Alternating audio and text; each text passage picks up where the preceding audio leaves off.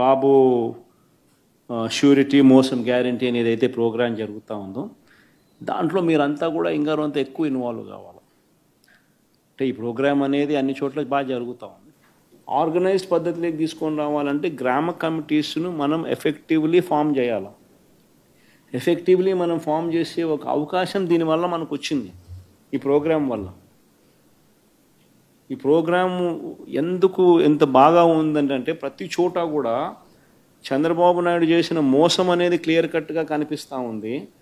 Plus most important thing ఏంటంటే మనల్ని పోగొట్టుకున్నాం అనేది కూడా ఆటోమేటిక్లీ కార్యకర్తల్లోనూ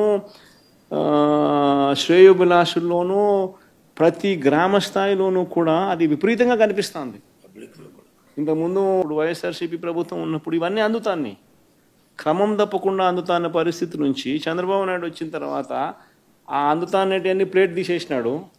ఆయన ఇస్తానని చెప్పినవన్నీ కూడా బిర్యానీ పెడతానన్నాడు. అది మూతగా బిర్యానీ అనేది పలావ్ పోయింది, బిర్యానీగా దేవుడెరుగు అనే స్టేజ్లోకి వెళ్ళిపోయిందనే టాక్ ప్రతి ఊర్లో జరుగుతుంది, ప్రతి ఇంట్లో జరుగుతుంది. కాబట్టి గ్రామ స్థాయిలో విపరీతమైన కదలిక వస్తూ ఉంది. ఆ కదలిక వచ్చిన నేపథ్యంలో మనం దీన్ని ఆర్గనైజ్డ్ పద్ధతిలోకి తీసుకొని రావాలి.